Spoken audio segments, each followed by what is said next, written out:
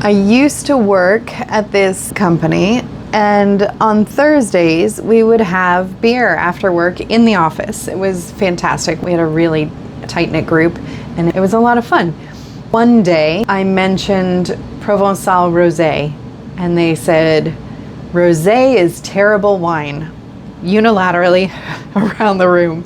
And I said, "I think you just don't know wine."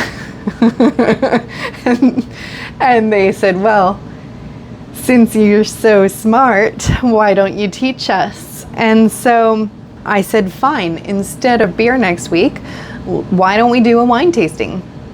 We can go all over France, and I can tell you all about the different wines that are in France, and I think it'll change your mind."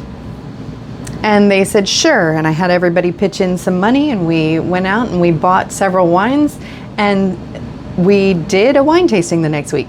And of course, because I am a nerd, I did show up with food pairings for each wine and a slideshow on PowerPoint, because you need it. So I had a map and I had a slide for each of the wines. And I think what came out of that was that everyone loved it so much, we decided to do Spain next. And that led to Italy. And then, unfortunately, I did leave that company, but I do still have friends from that company who I've worked with since, who have all said, "Now that you're at this company, we need to do a wine tasting." And that was really kind of like the genesis of, people asking for advice on wine, because now everybody realized, oh, she really knows a lot of stuff. And I do. I just, sometimes I might talk a little too much about it. So we're going to try to edit some of this out for you in the future. One of the other things that kind of goes along with wine is food. And I also love cooking, and I started doing tasting menus at home. Those dinner parties that I talked about earlier morphed into full-blown tasting menus for friends and family.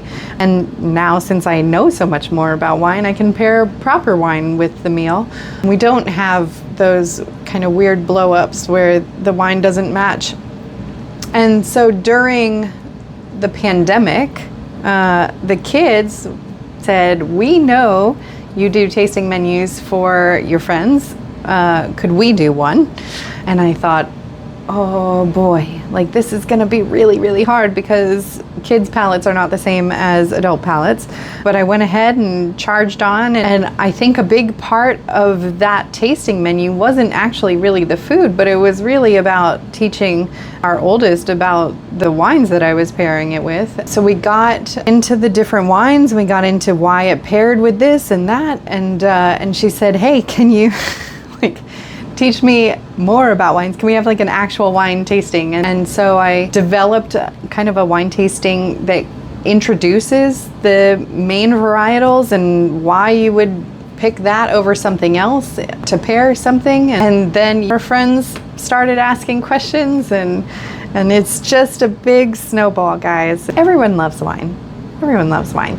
So our oldest daughter, Peyton, after she learned a little bit about wine, she felt pretty confident going to a restaurant and saying, "Okay, I'm going to have wine with this meal," which is super great. And she kind of had an idea of what she liked at this point, because she had been introduced to a lot of different wines and regions.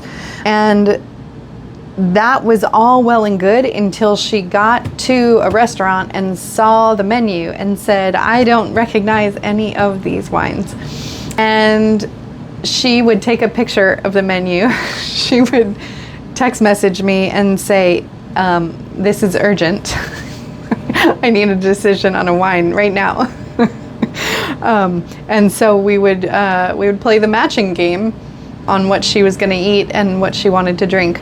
And so I think that happens to all of us. I mean, it happens to me, right? I still go to a restaurant and I go, I'm not positive on any of these wines, but I do have a good, strong gut feeling about some of them. And hopefully I can give you some of that confidence as well.